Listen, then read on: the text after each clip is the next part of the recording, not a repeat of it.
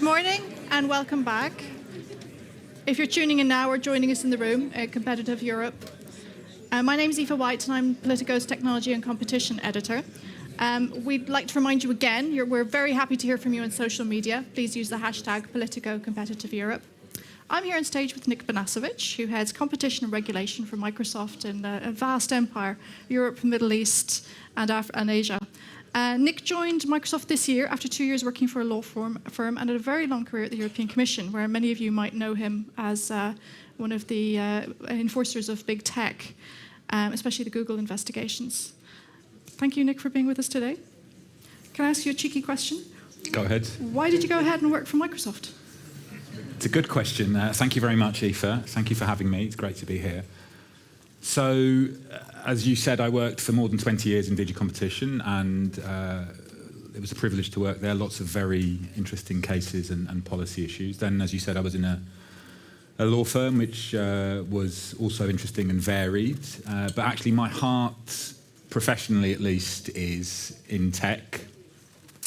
And it's an exciting time in tech. It's a challenging, very interesting time, and Microsoft is at the forefront of the debate and the issues. So when the opportunity arose, it was too good an opportunity to miss. And so I'm very happy to be here. I've got great colleagues here and in Redmond, and happy to be part of this community again, where lots of exciting and interesting things are going on. We just had a panel about tech regulation. We talked about things like over-regulation and where we are at this moment. I mean, whether this is a time that things can change. I mean, there's a big push now for economic growth, this competitiveness debate. What did you hear there that you found interesting? Well, I think there are a few interesting things, and I can see the exploding bomb timer of the clock there that only have 14 minutes left. I think it's interesting that in one sense, there's a taking stock of what has happened, and I find it interesting that it's still an open debate about what needs to happen next. In terms of where I see it and actually where Microsoft sees it, and actually I come from an experience from on the other side, having worked on both competition cases and tech regulation, if you like. I think cases can be relevant, they're very interesting, but whichever side of the debate you stand, they do take a long time and they're complicated. So I think we understand the calls and the need for regulation, and I think we've taken a very, and I saw that when I was in the Commission, and I see it now when I'm with Microsoft, a very proactive, collaborative, participatory role. We take compliance very seriously with the regulation that's out there. And I think it's important, our general perspective is it's important that it's clear and transparent so that you have guiding principles and clear rules of the road that can be adhered to. I think the one other interesting thing, and maybe we'll touch on that later, is Werner's point about diffusion. Now we're talking about AI technologies more specifically.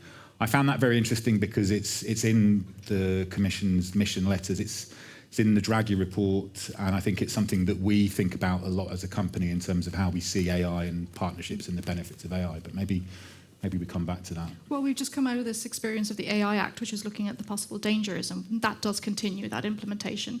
But one new element that we saw very much in those letters and in the Draghi report was how to make AI work for Europe. Yeah. How do you have any suggestions about how that can actually happen? So, again, I'm not sure that it's for me to give suggestions or for Microsoft to give suggestions. I think we want to participate in the debate and be constructive and collaborative. I think the interesting thing is in terms of the evolution of the regulatory environment for AI and the future, that understandably, I think Europe first wanted to have a framework which dealt with the risks, and that was discussed on the last panel. And I think that's very important, and we signed up to the AI Pact that Lucy was talking about.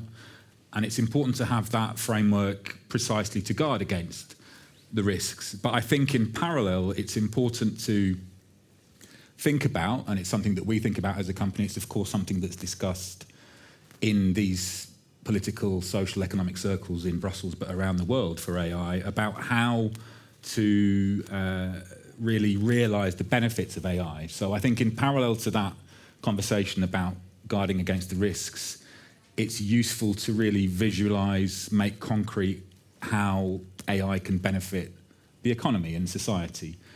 To be more specific, and I think actually before I get more specific, I think we really are at a transformational moment. AI itself isn't new as such, but I think the level, the intensity of the order of magnitude that it has such a transformational potential that we are on the cusp of something or in the middle of something quite transformational.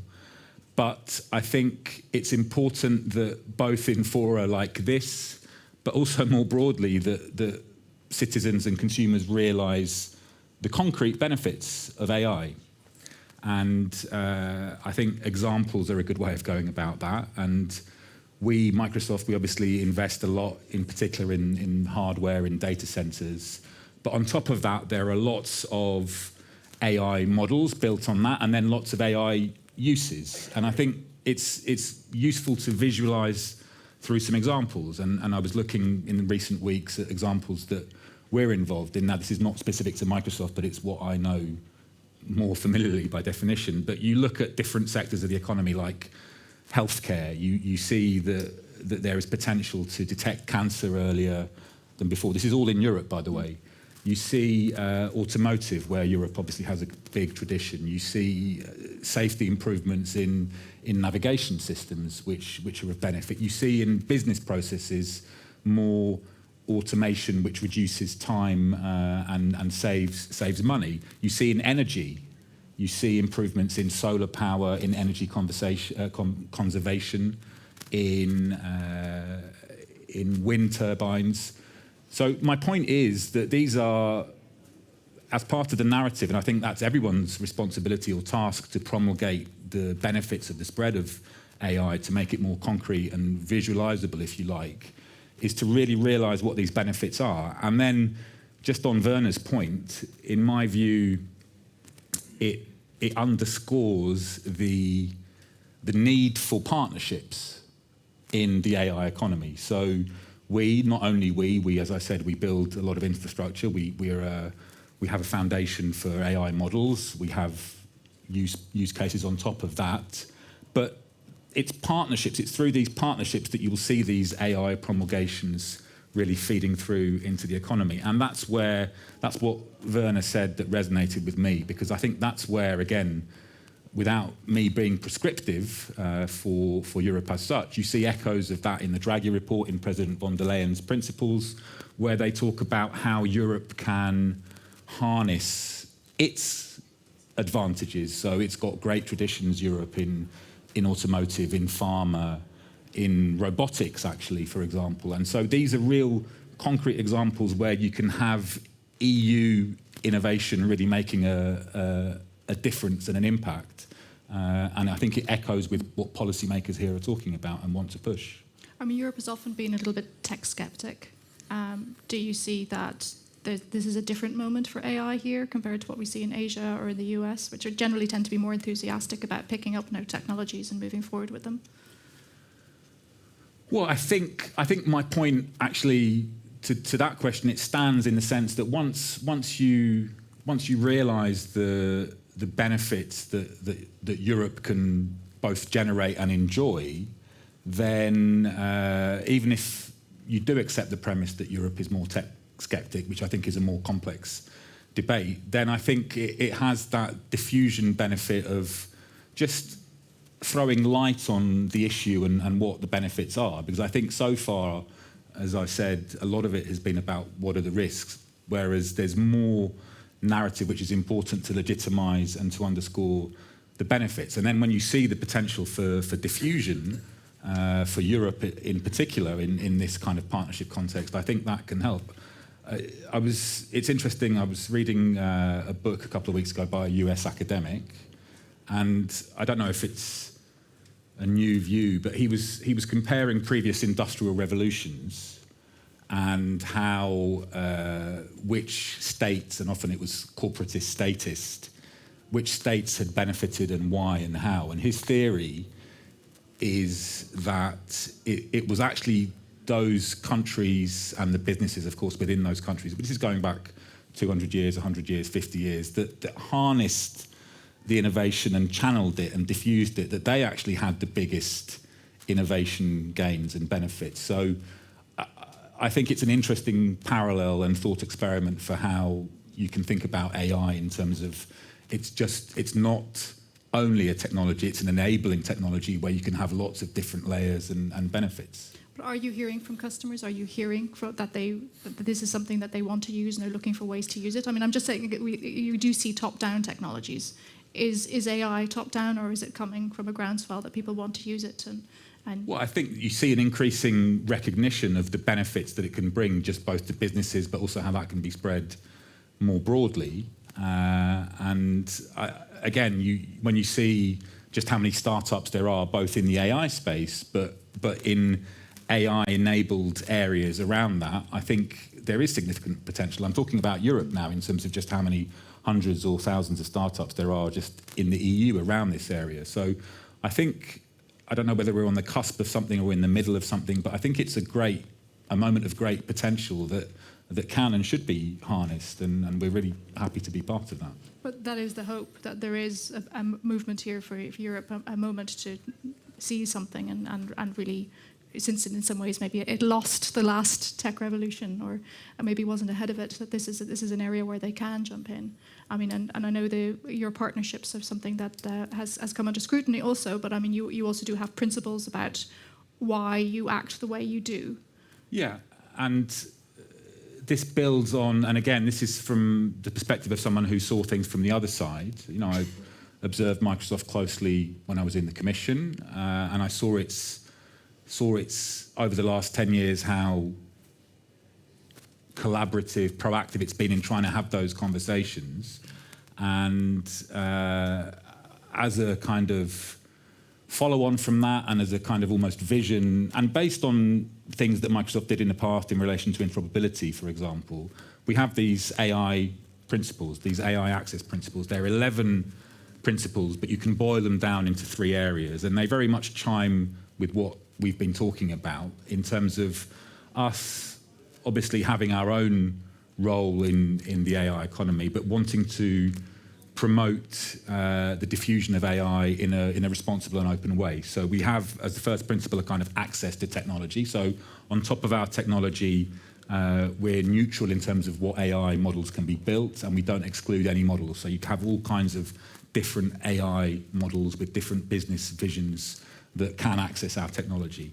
We have a philosophy of openness, by which I mean that the same interfaces that we ourselves actually use for that technology are available and can be used by others, and we encourage and allow portability across platforms. And those 2 boxes are kind of the more economic competition innovation kind of box. And then beyond that, there's a 3rd category which goes beyond competition as such and openness, that it's more this, it was talked about on the panel, the lady from Booking was talking about trust and responsibility, and it does go to the kind of trying to reassure that the way that AI is developed is both sustainable, so that there's an environmental aspect, but there's also responsibility, cybersecurity aspect as well. Why does it matter to be open? Well, I think empirically, and I think this applies to both Microsoft and beyond, that if you can make parallels between the way that AI looks now and other industries or even digital areas in the past, I think historically you've seen that the benefits of openness, where you can have an open platform where you can port across platforms, where you have openness that can plug in to your platform, that is empirically and economically beneficial in terms of creating a competitive, open ecosystem where you can have innovation, and that can be diffused more broadly. So I think that's based on both the philosophy but also experience as well. I mean, that's a concern. That's what we hear from regulators, the concern that it might not stay open. I mean, right now it seems to be very early on in the cycle. Well, I mean, I can only speak for Microsoft, obviously. So our commitment is on the basis of these principles. You can, I'm not going to plug it here with the link, but it's a firm commitment from Brad Smith, who's obviously our president, and he believes firmly in these. And again, there are 11 principles. I try to distill them into 3 broad boxes, but the commitment is a firm one. We think it's consistent with the historical vision, but we also think, as I say, it's beneficial for the potential diffusion and spread and innovation of a competitive environment more broadly, which, as I say, I think as part of the narrative, as part of the legitimization of AI, is very important now to do once we've, not that we should be complacent about the risks, but once that framework has been set up. Is there a need to cheerlead for AI? I mean, do you see a risk that there could be rejection? I mean, you talked about the openness, and I also hear negative things. People are worried about jobs. People are worried about AI making decisions, making them irrelevant. Yeah, and I think that's part of this broader narrative. And of course, that's when I say that it needs to go beyond the certain high-level principles, which are important in their own right. I think the more concrete you can be in explaining what the benefits are, whilst how the risks can be protected against, the more likelihood there is that it can be legitimised and can guard against false narratives, and that the benefits can really be stressed and promulgated. Thank you, Nick. Thank you. Please stay in your seats. We're just going to change the sets for a moment, and we'll be right back on. I'll be on the next panel with EU Tech Champions.